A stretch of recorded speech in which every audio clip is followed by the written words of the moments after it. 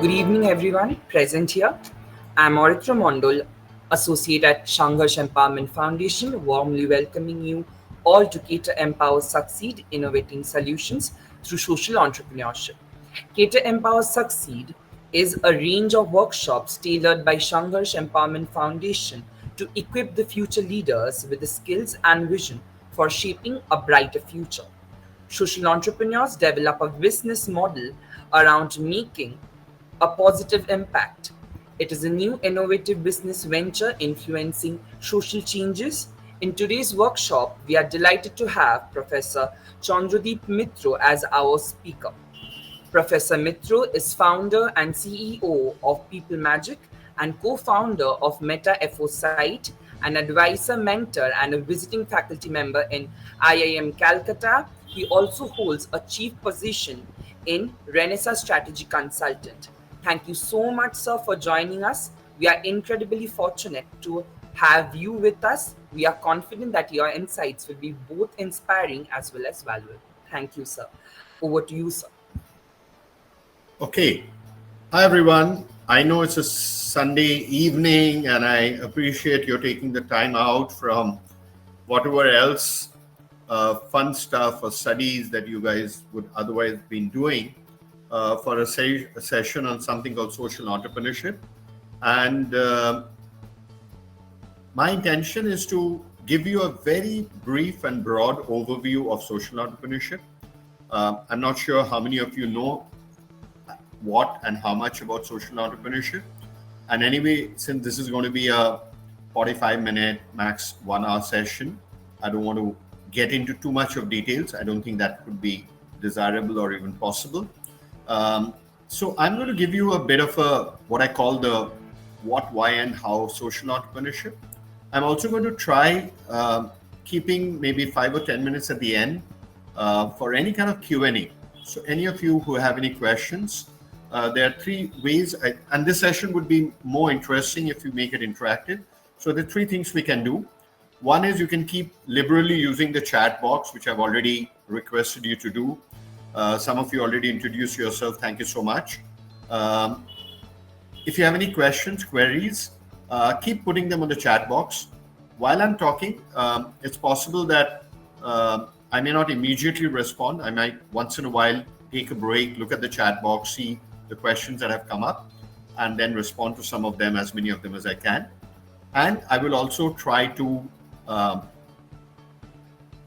keep, as I said, 5 or 10 minutes at the end for any kind of questions that any of you may have, right? Okay. So I know most of you from school and from class 9 and 10, 11, 12, and that's great because the fact that all of you are spending a Sunday evening trying to learn something about social entrepreneurship is something that I find very encouraging. This is not something that I think was even possible or I would have done at the time that I was in school, which is of course many centuries back. Yeah, but partly because I think such opportunities weren't available. We didn't have webinars, and of course the idea of social entrepreneurship itself was not even fully emergent, right? It's still emerging, it's still evolving, and I'll tell you about that. Okay. So let me just throw a question, and I'm not going to wait too long to read all the responses.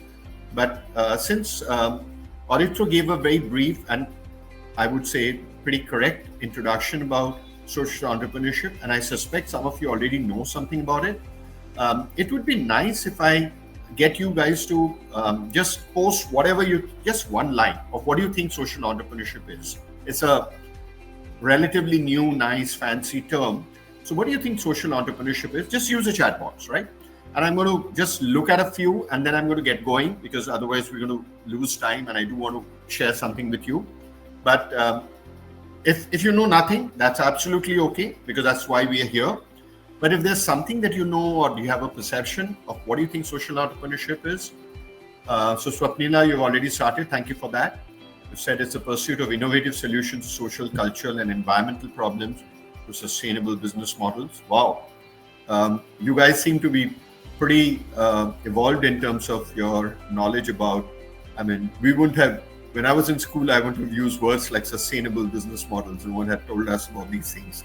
But I guess that's a good thing about, having access to a lot more information, knowledge. Anyone else? Swapnila, that's nice. Anyone else has any other input? You can put it in there. But I'm not going to wait anymore. With your permission, I'm going to start sharing what I have to share. Yeah. So give me a sec. I'm going to try locating, and I'm normally a little more comfortable doing this with just one sec, with Zoom. So if I struggle a bit with this platform, give me a sec. Yeah, I think I've got it.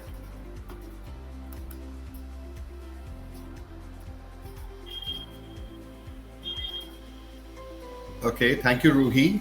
It integrates entrepreneurial activities such as creativity, innovation to design, elevate social issues. That's very nice. Okay.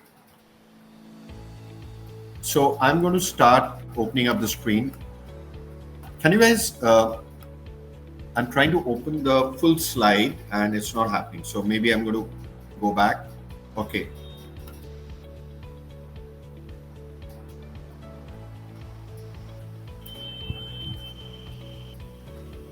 Sorry, this is where my struggle begins, and I hope I'm going to stop sharing and I'm going to go back and oops, give me a sec.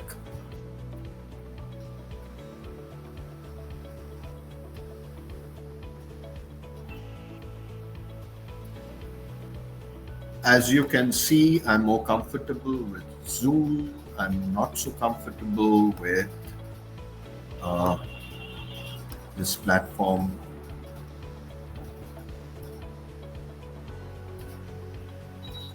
Give me a sec. What happened? Yeah.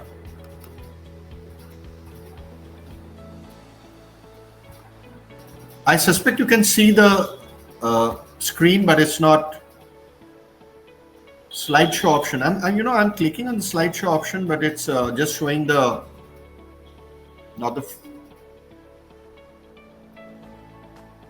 I can't open the entire slide. How do I do that?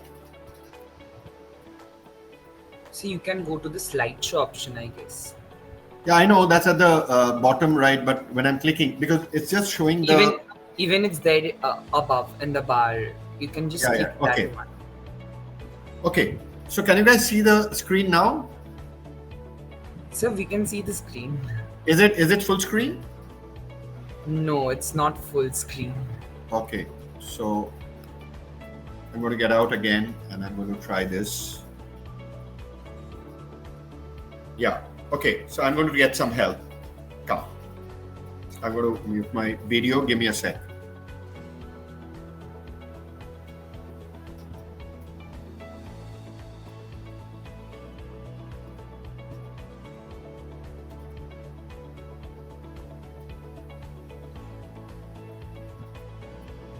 How do I get full screen?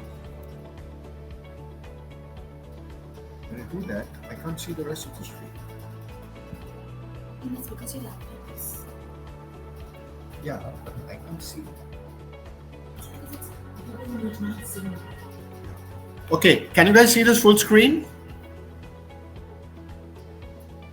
Hi. No, sir, not yet. Okay, it's visible, sir. It's visible, sir. Is it the full screen now? Yes, sir. Okay.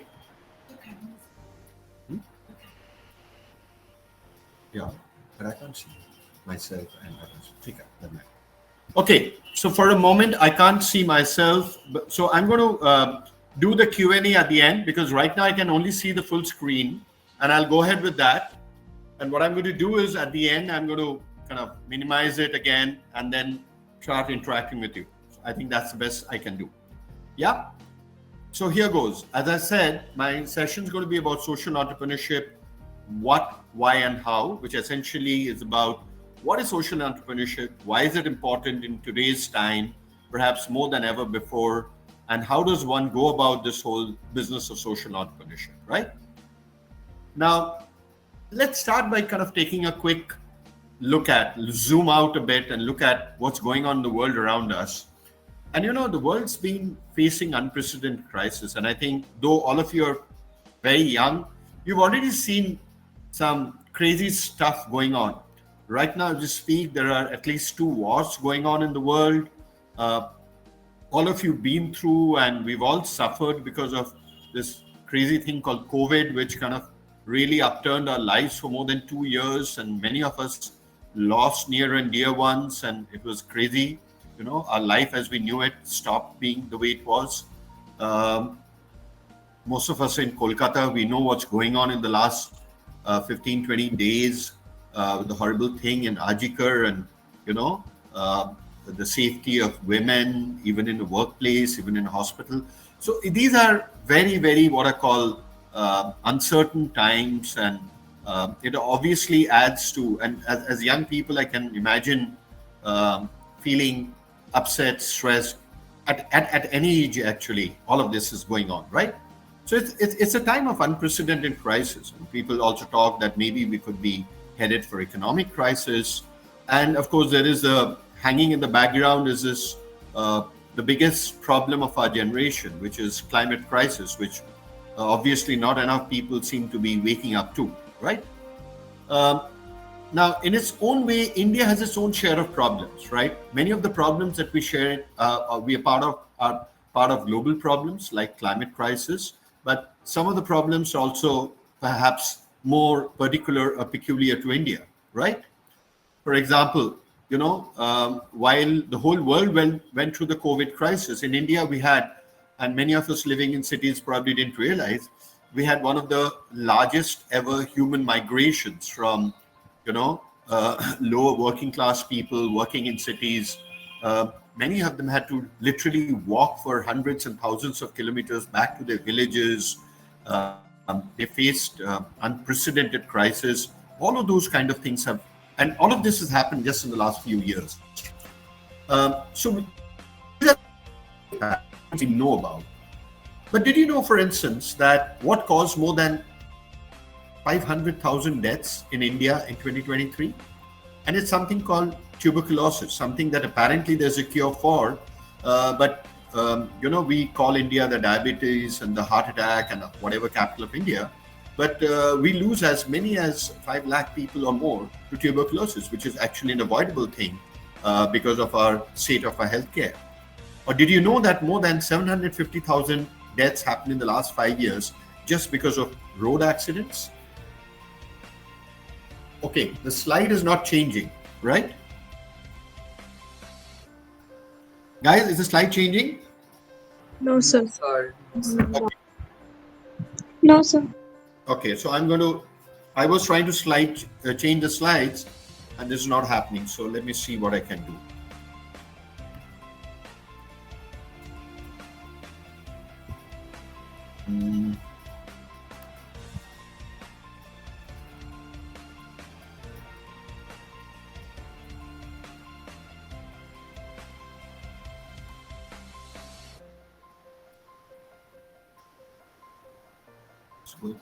It's crazy.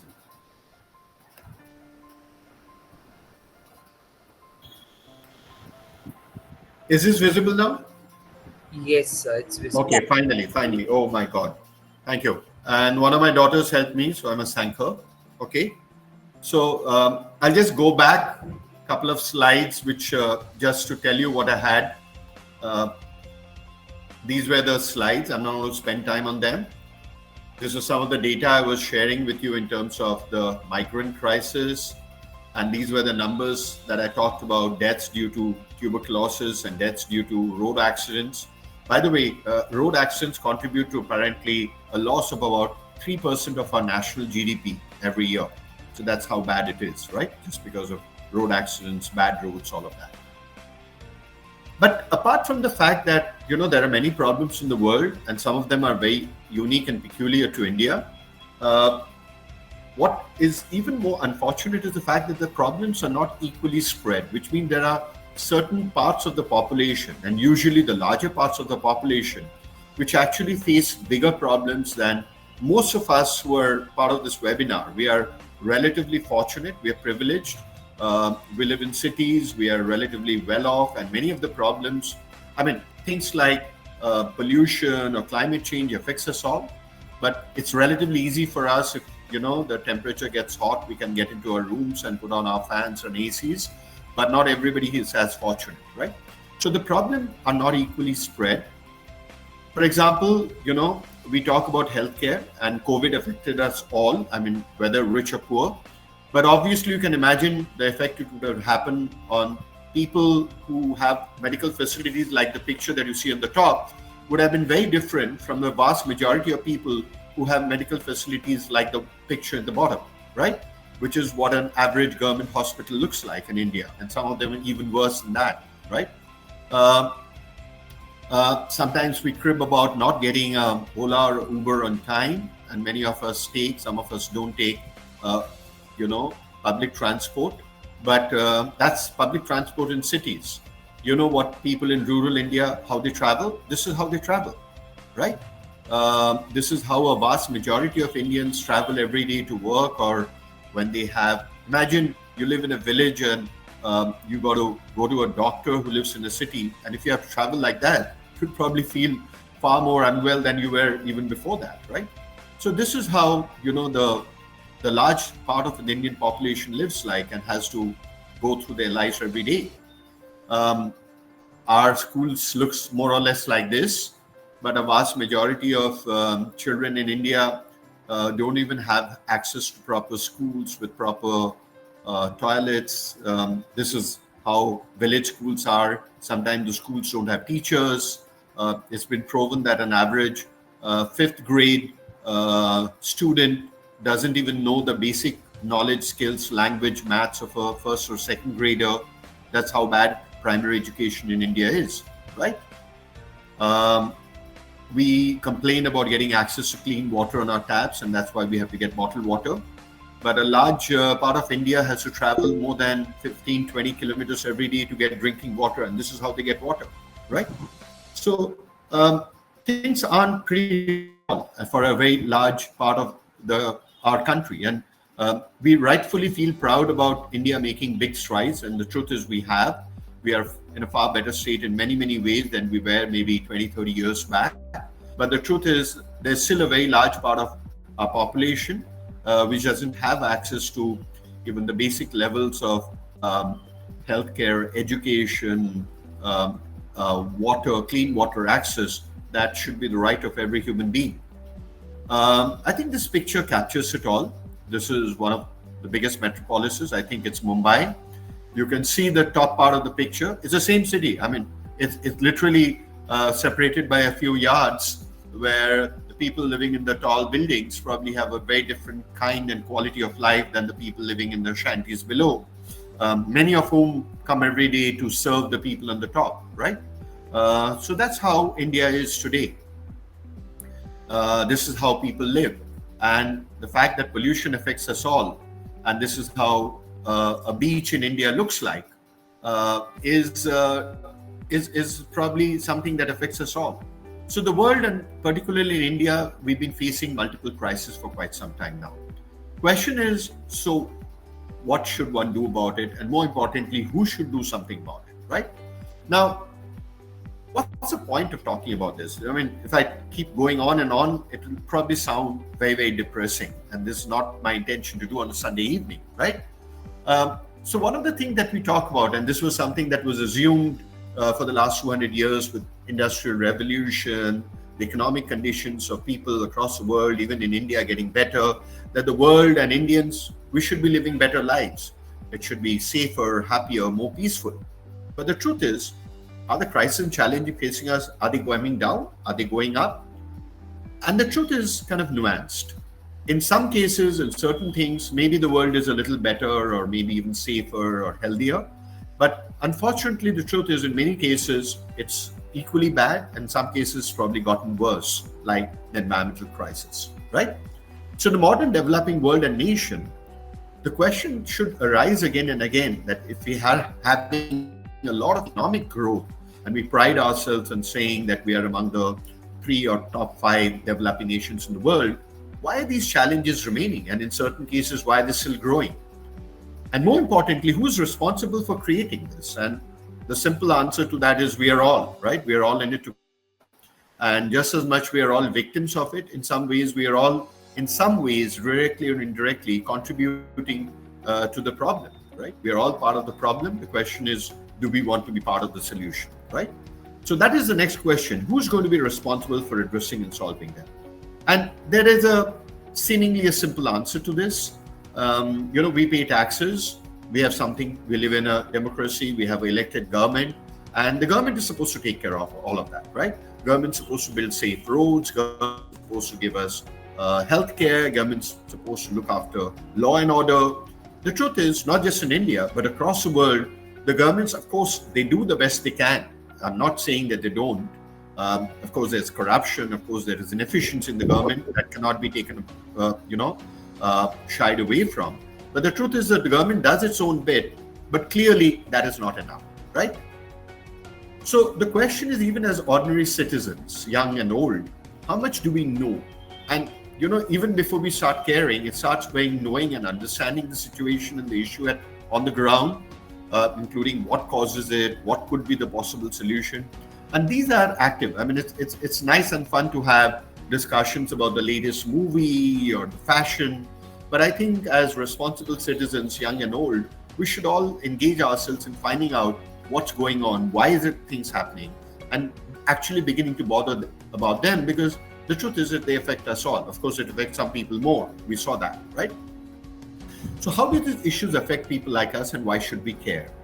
And more importantly, what are we supposed to do about it? And again, the answer can often be, but what can we really do? I mean, you're school children, right?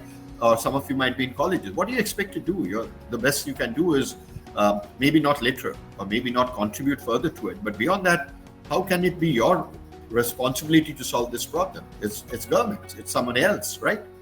So this is where I think we all heard of the Gandhiji's famous three monkeys. Don't hear evil, don't see evil, don't say evil. So in a way, our attitude towards all of these problems as ordinary citizens has often been like that. We don't see, we don't talk about it, we don't want to hear about it. It's somebody else's problem. What can we do? And anyway, it's not something we are supposed to do anything about. Anyway, we're not even in a position of power to do anything about, right? So we adopt this kind of thing. And we assume that somebody else is going to address these challenges. And when the question comes up, who's going to address the challenge? We always find somebody to point the finger at. It could be the government, it could be the municipality, it could be corporations who are causing pollution, whatever. And very often, the other people are also pointing at somebody else. So the finger pointing continues, but the problems don't get solved. And this is really, really the state of the world that we're living in today, right? Even in a war, Palestine can blame Israel and Israel can blame Palestine. But literally, thousands of innocent victims are dying. That's how it is, right? So while people were getting concerned about all of this, at the turn of the millennium, which is 1999, 2000, I think finally enough people got seriously concerned about this, and they set up something called the Millennium Development Goals. I'm sure a lot of you would have heard about it. It was under the aegis of the United Nations and about 190 countries along with the United Nations. And they tried to identify what they considered to be the 7 or 8 biggest problems facing humanity at that point of time, right? And these were them.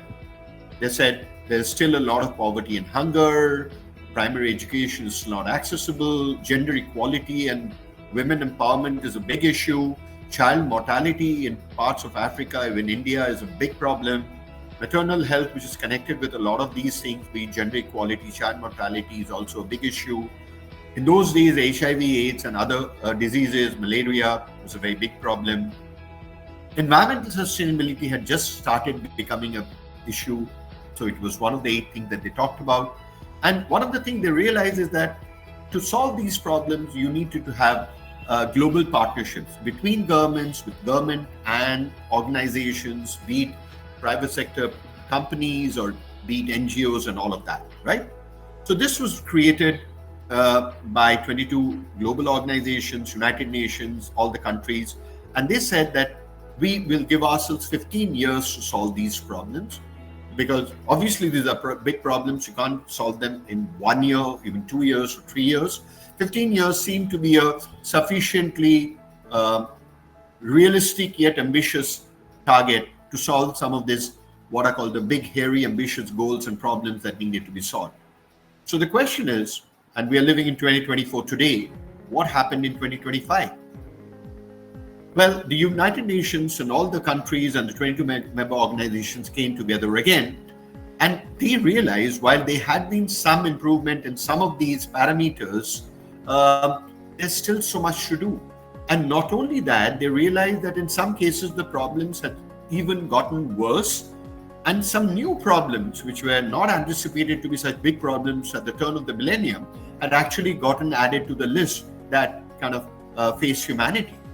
And that led to something that I'm sure all of you have already heard of, something called the Sustainable Development Goals. And these were created in 2015 and 16. And another 15-year target was set by the United Nations, by now about 200 countries and many other member organizations. And at this point of time, what were originally 8 Millennium Development Goals got multiplied more than twofold, and they became 17 goals. And if you look at them, some of them are the same goals or similar goals that they were earlier in MDGs, but some additional ones got added, which had become big problems in these intervening 15 years.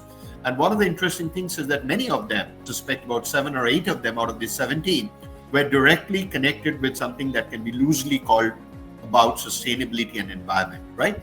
So the sustainability and the environmental issues, when we talk about sustainability, of course, there are 3 angles to it.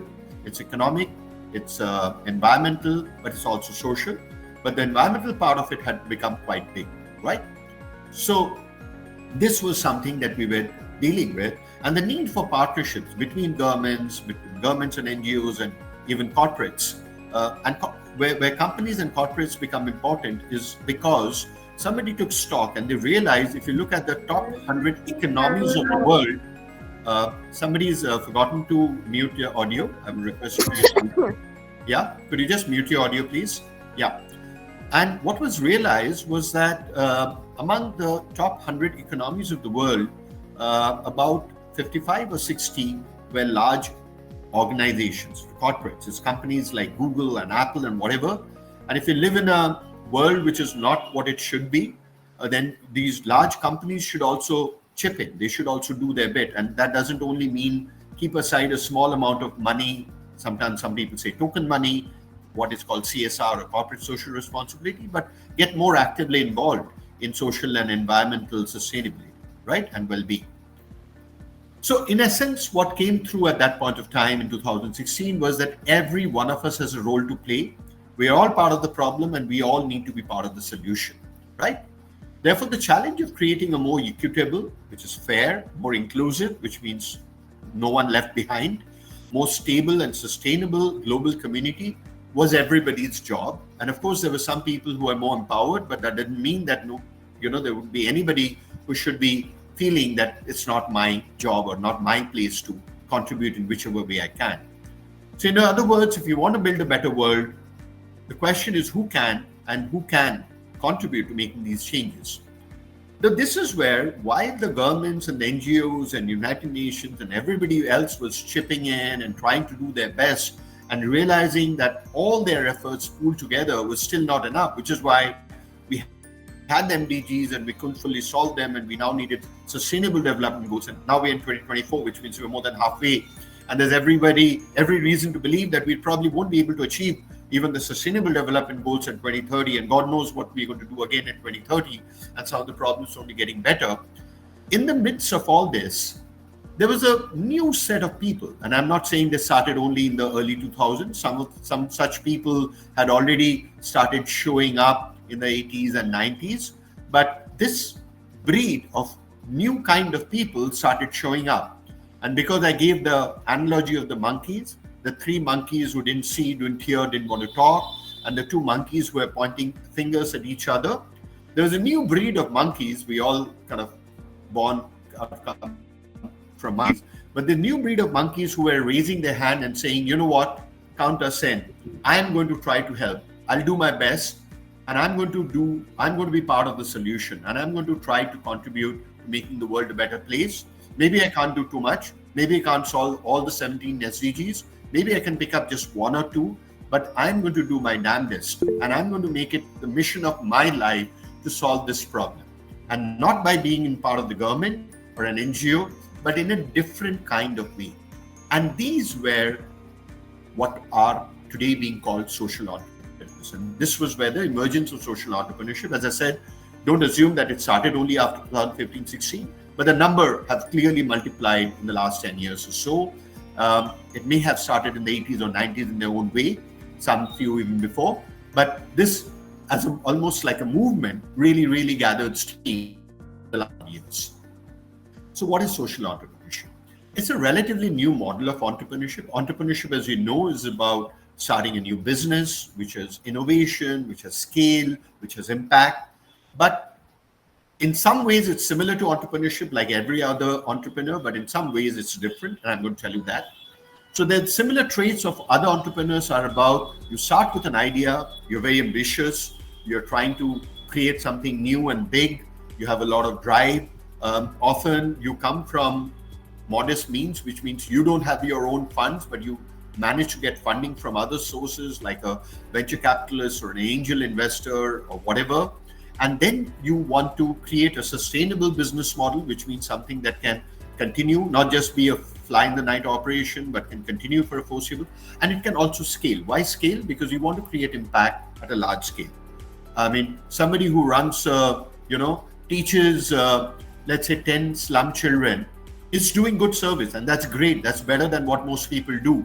But that's not scalable. But somebody who's trying to set up a chain of schools where literally thousands of students can, get life skills and get learning, that is scale. So they are also looking at something that can be scaled up, because then the impact is far bigger. You're making and improving a lot more human lives, right? But then essentially the starting point of a social entrepreneur is a social or an environmental problem that is currently unsolved or only partially solved, and it needs to be solved. And all the existing players, all the existing stakeholders with their best efforts are only able to at best partly solve it or not be able to solve it. And then you want to throw your hat in the ring and saying, you know what, firstly, I feel passionately about this issue. Secondly, I think I have an idea which can to solving this in a meaningful way, in a big way, and in a different way than what is currently being done. And I'm going to now commit myself to doing that, right? So they also look at social issue in a way as a business opportunity, because the fact is every social and environmental problem can also to a large extent be converted to something that can be built a business on, right?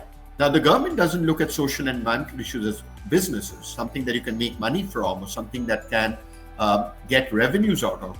But very often, and I will tell you a little later, not all social entrepreneurs are only or doing it where they make money from the beneficiaries, but they get other sources of funding. It could be CSR funding, it could be whatever. But they essentially look at something, because to run any organization, you need resources, you need funding, and they actually think like a business person. They think of what is going to be the outflow of money and resources, and what is going to be the inflow of money and resources, and how am I going to ensure that I get enough inflow to manage all the outflow, and how I'm going to keep making this run year after year.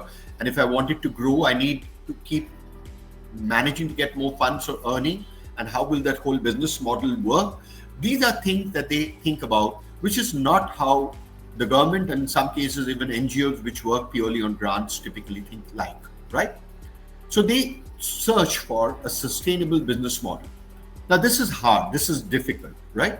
But it's still a worthy and an ambitious kind of goal. And many such people have over the years figured out ways of doing it, right?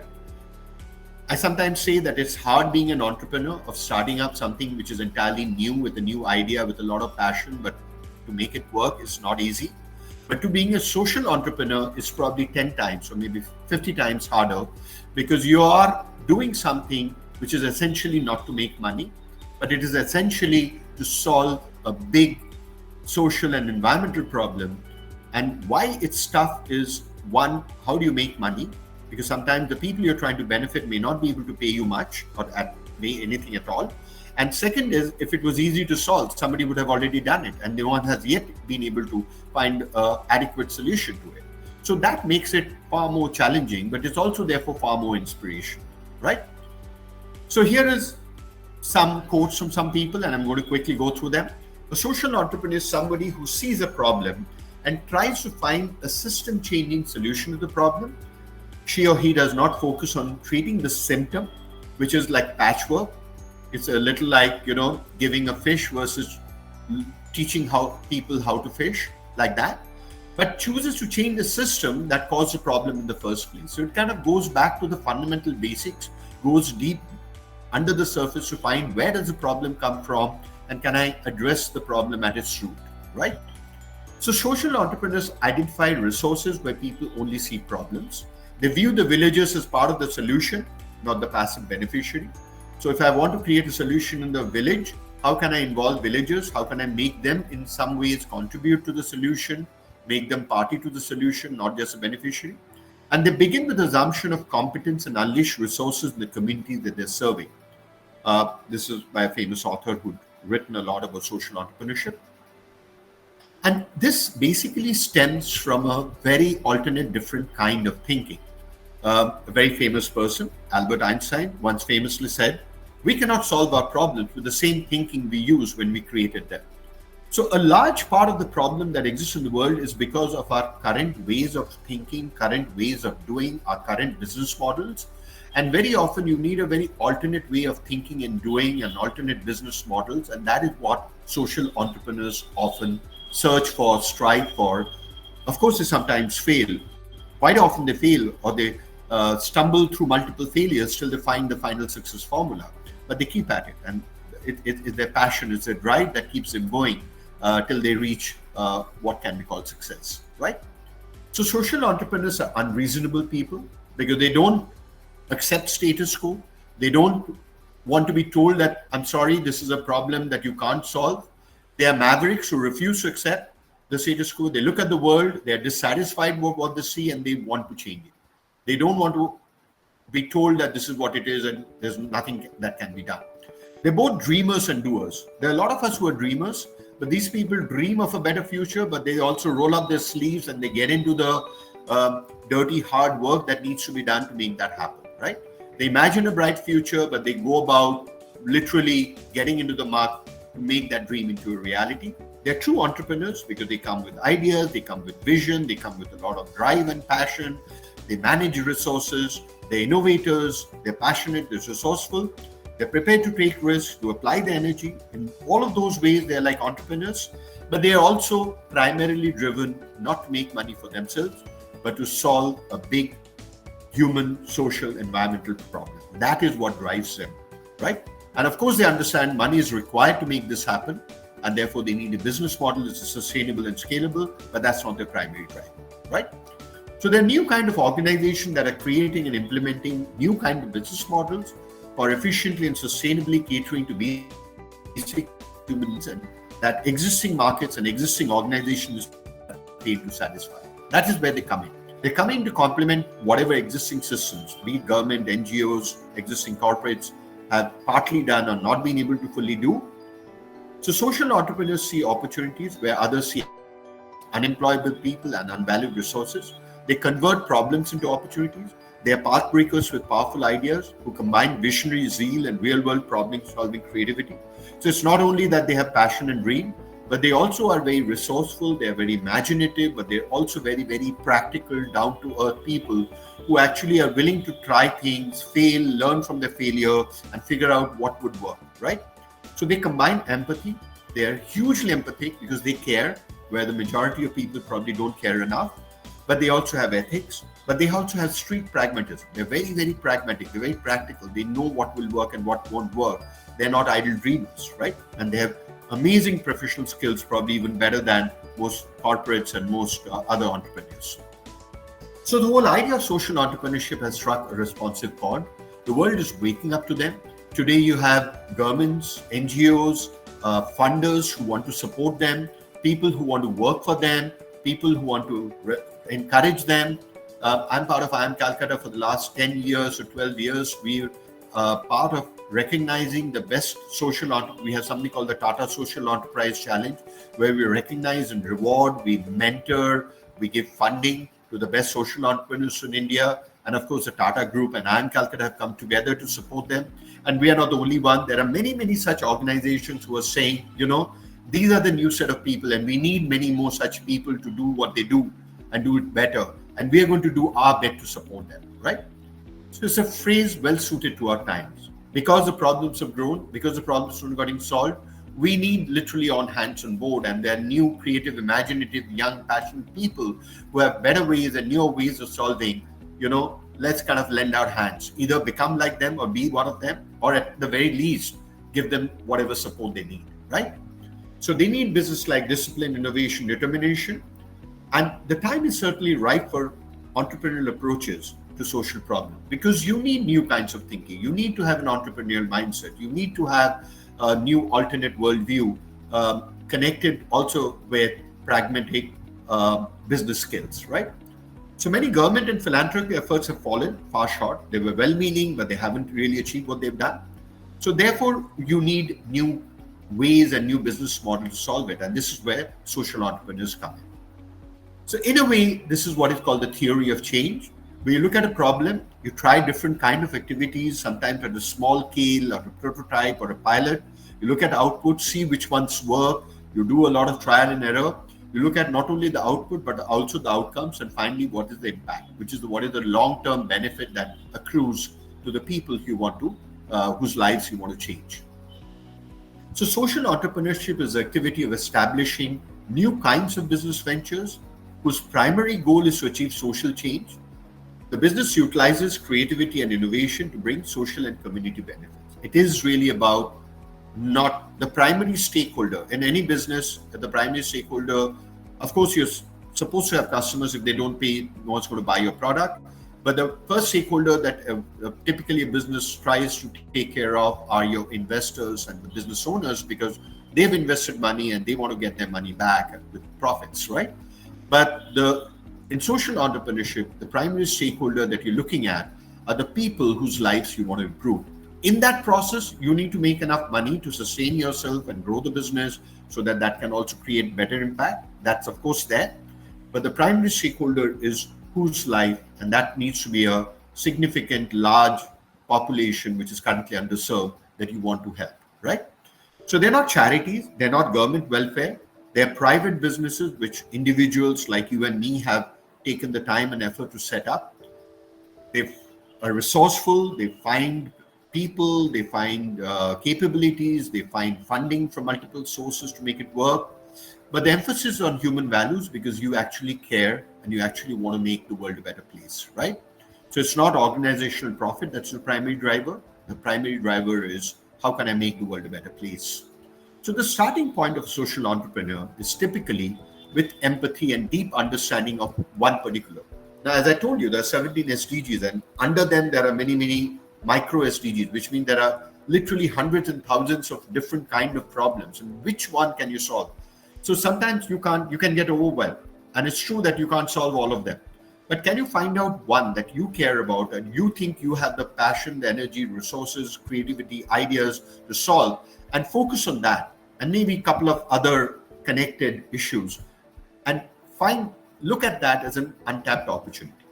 Sometimes I say that India is perhaps the best country for social entrepreneurships, because social entrepreneurship can exist only when there are problems that are hitherto unsolved. And God only knows we have enough problems, right?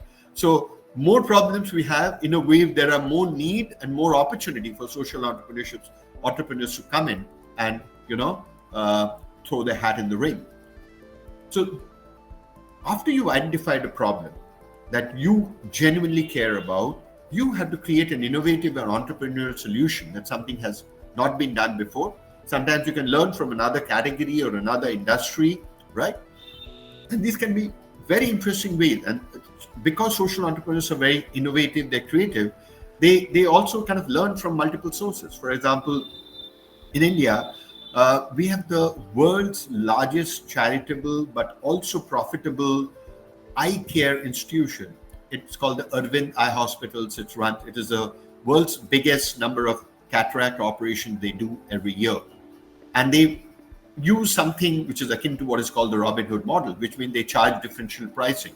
People who can afford, like people like you and me, and that's still lower than what most eye hospitals do. So it's fairly economical, but they still charge a decent amount of money to people who can afford.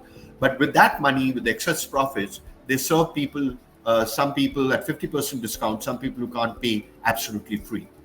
And the way they have created this large scale, very economical, but also high quality, it's absolutely world-class model, is that they learned the entire business process was something as seemingly trivial as McDonald's. They looked at how McDonald's makes burgers of uniform quality across the world, and they learned from there to create that entire business process. Can you imagine? Somebody who does eyes operations and the world's best actually learned from McDonald's, and they adapted and creatively found a solution to that. So this is how they do. Sometimes you learn from nature, sometimes you learn from other industries, other entrepreneurs, whatever. And the whole idea is to create long-term systemic opportunities so that people can help themselves. And you're also, in the process, you're creating jobs. You're creating, for example, Arvind Eye Hospital employs literally thousands of people. That is also a great thing. And you use sound professional business practices. You have to run it like a professional business organization with HR policies, with funding, with operations, with technology, with system. So it's as professional as you can be as any other organization. But as I said, the primary goal is to make positive social change. And of course, the role of ethics, human values are extremely, because if you're serving, if you're serving a larger human or social environmental purpose, you can't have corruption, you can't have politics, you can't have lack of gender diversity or unethical practices within the organization. That would be hypocritical. That's clearly not done, right? So the world is full of serious social problems. At a UN level, these are the 17 SDGs that we already know about. Come 2030, maybe that number 17, I hope, goes down, but realistically, I think might actually go up. So their problems are actually increasing. And the first step of social entrepreneurship is to start figuring out which of these is something that you want to really, really put your hat in the ring and say, this is the problem that I am going to make. Maybe not across the world, maybe in a few villages or maybe in your own city to begin with. But if it works, maybe then you can scale up, go from one city to 5 to 10, across a state, 5 states, across your country, maybe 3 other countries. That's how it slowly grows. But you got to try. You may have the dream or ambition but you have to start small. You have to try a lot. You have to sometimes fail because different experiments, because every new idea has a chance of success or failure. And you only know it once you've done it, whether it will work or not, or whether you have to tweak it. So choosing what you want to do. So these are the 3 things that you have to think about. First, you have to figure out what you really care about. And this is very important because unlike any other business or any other job where you're doing it primarily for money, and if this doesn't work, you can quickly shift another. Because social entrepreneurship is hard work, because it's tough, because it's filled with a lot of struggle and failure, it's relatively easy for somebody who's not really passionate to give up after 3 tries or 5 tries. But if you genuinely care about it, you will not give up. Even if it means struggling for 5 or 10 years, you keep at it, you keep trying new things, you come up with new ideas, you go to new people, you search for different solutions. You do not give up because you care. Because you care so much, you are at it for the long run and you don't give up. So being passionate is very important, unlike other businesses. The second is, how do you make money? Or how do you get resources to keep running that thing? And then make a positive difference. How can you really do something which is so much better than what exists and ideally can be world class? So in a way, these are the 3 magic questions that the journey starts with. First is, very often in the business world, you start with how. How am I going to do my business? What am I going to do? And very often people have an answer or don't have an answer. Why am I really doing it? But the journey of a social entrepreneurship starts inside out. You're actually starting with, why do I care so much about it? Why is this such an important problem that needs to be solved? Then comes the question, so what am I going to do? What is the idea that I have which is so different and unique and, And then the question is, how am I going to deliver it? How am I going to create impact? How is it different from others, right? How will it sustain itself? So this is how a social entrepreneur goes about. So first you identify what is the social problem that you want to address. Then you come up with an innovative idea that you think has a good chance of solving it. Then you create a business model around it, which will be sustainable and scalable, right? And in a lot of ways, a social entrepreneur, while has common characteristics with an entrepreneur, is much more, because you are looking at what are called multiple bottom lines, right? And we know the three bottom lines are profit, people, and planet, which means, of course, you need money, therefore you need to be profitable, or you need to have enough resources. You need to make a difference to people's lives, but you also have to be an increasingly conscious about the environment, right? And in doing that, because it's hard work, you realize that you often can't do it alone. You need to have partnerships with other organizations, governments, NGOs, funders, and you have to find the right set of resourceful people to work collaboratively with you to help you solve the problem. And the intent is finally, what is the final outcome? What is the impact that I'm creating in the world, in the society, in the environment, right? So there are different kinds of social entrepreneurs. You can have individuals or groups who entrepreneurially address social problems, right from working with communities, like setting up cooperatives or farmer producer organizations and involving the whole community to build a kind of solution, to a company which is for-profit organization, which means you do make profit, and it's absolutely okay to make profit as long as you don't lose sight of the fact that you are also giving back to society, and that's your primary purpose. Or not for profits, which means that you set up what is called a Section 8 or company or whatever, which means all the extra resources that get created, revenues, get pumped back into the organization. And apart from taking salaries, you don't take the profits out of the company. That all the money is put back in the organization as resources for you to keep growing, right? Now, these are different kind of business models, and even legally, there are different structures. And one can decide which one you want to work with, but that comes later, right? But in a lot of ways, there are other people who are also trying to help solve the world's problems. For example, we have people who are called social activists. So there are some people who want to directly solve a problem. Now, if they were doing it in that existing system, they would be working for what is called social service provision, typically working for an existing government or NGO. Or if you're trying to indirectly influence it by creating awareness, by creating visibility, by talking about it, those are what are social activists. And they also have a role, because they play a big role in making people more aware about it. They create visibility and awareness of social problems, and they are valuable too. But social entrepreneurships are people who are directly trying to solve the problem. They're not only talking about it, they're doing something about it, but they're also taking an outside the existing system model to solve it, right?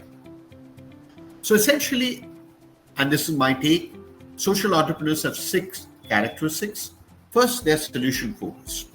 Everything that they think of, they're not just dreamers. Whatever they think, whatever they do, they're saying, is this going to finally solve the problem and at scale and sustainably? If not, it's a harebrained idea, or it's a well-intentioned idea, but it's not going to work.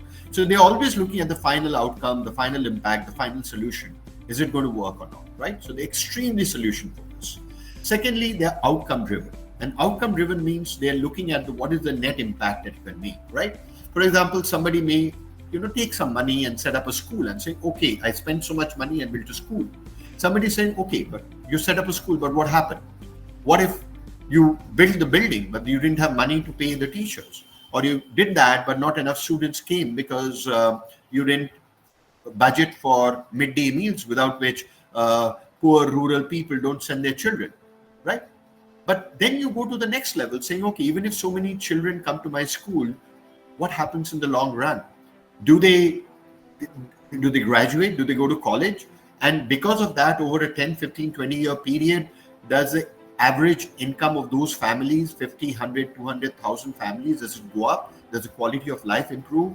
That may afford to build pakka houses when they live in kacha houses. So that is what is called outcome driven. You're looking at the long-term positive impact. It's not about short-term. It's not about, just giving food to a beggar for a day. That doesn't solve the problem in the long run. How do you, remove the whole institution of having beggars and create alternate income generating platforms for them. Those are the ways that you have to think of, right? And therefore, they are change agents. They're trying to change the way things are in the world. People wouldn't even think about. These could be, hijras on the road. They could be people with mental disabilities, people with all kinds of issues that people don't care about, and they're really empathetic. They want to, carry everybody forward. But they're also very collaborative because they want to work with everybody. They know that they can't do it all alone. They're extremely adaptive and resourceful because they know that sometimes you have to keep tweaking your ideas and business models till you figure out what really works, because no one's done this before. And even if you have an idea, just having an idea doesn't necessarily tell you it will work. Only when you get on the ground or shy of sharing your success formula with others. And maybe you did something in West Bengal, it worked. You should be happy to teach it to maybe another social entrepreneur in Odisha or Jharkhand or Maharashtra and saying, why didn't you take this model? I will come and teach you. Now, very often an entrepreneur will say, no, I don't want to give away my secret sauce or formula. But a social entrepreneur would say, take my formula and run, because if this works and you can make it work in your place, more people will get impacted. It will create better outcomes for a larger part of human society. Please go ahead. So they don't hold on to their own secret. They share liberally, right? And the truth is, as I said, India has enough social problems, and therefore we need more and more social entrepreneurs. And that's one of the reasons I'm talking to all of you, that among the 30, 40, 50 of you, even if some of you want to become social entrepreneurs when you grow up, or at least in some ways help or contribute to support a social entrepreneur, this discussion that we're having, this conversation I'm having with you would be fruitful, right? And the truth is, and I've seen this in the stories, I've been very fortunate to work closely with a lot of social entrepreneurs as a mentor, advisor over the last 15 odd years. And I get truly inspired by them. Many of them are far younger than me, and I wish I had that energy or passion and that commitment. But I do my best in terms of supporting that I can, in terms of mentoring advice. And the truth is, they think I teach them and I give them advice, and sometimes it's useful. But the truth is, I probably learn far more of them. But the good thing, when you have true passion, when you have good intention, sometimes the world conspires to come and support you. Sometimes what seems like an impossible odd or an impossible job to be done, you get down and you start putting your time and effort and resources at it. And sometimes magically, there are other people who come and support you, because your good intentions could inspire others to find their ways of supporting and solving, right? And finally, I'm going to end with one of the most inspirational quotes that we can always keep in mind. It's one thing to complain about the world that we live in, but the better way is to be the change that you want to see in the world, right? And that's what a true social entrepreneur is about. Okay, so I'm going to stop here. Are there any questions? And I know we are just over 6 o'clock, but we did start a little late, and I struggled a bit with my slide. So I'm going to throw it open for any kind of thoughts, questions, comments that any of you have. And Oritra, I'm sorry I've taken a little longer than originally planned, but I'm happy to stay on for another 5-10 minutes if there are any questions. That's okay. Okay. Any questions, attendees?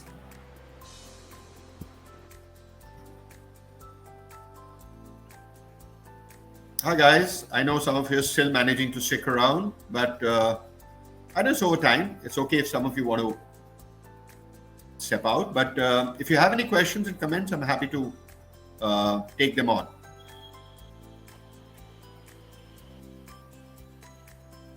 Either I've made things extremely simple or very complex, or I've been very boring because I see no responses, but I guess that's okay.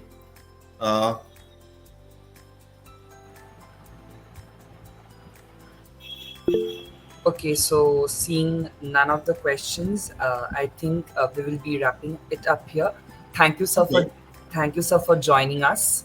And I'm sure that the insights or the information that you shared with us will obviously let us think of unfurling or untangling the threads of problems in the society.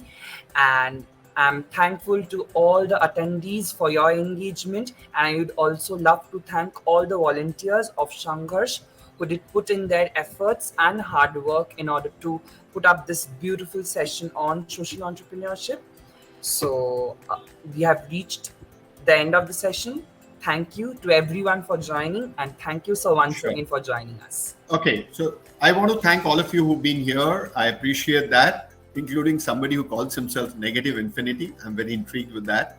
And um, thank you, Ruhi. Thank you here, and Shantika.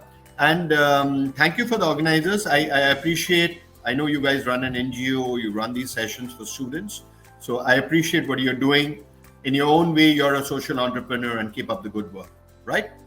All the best. Bye, guys. Thank Enjoy you, what's sir. left of a Sunday evening. Bye-bye. Thank you, sir. Bye, sir. Bye, sir. Thank you so much. Thank you. Bye-bye.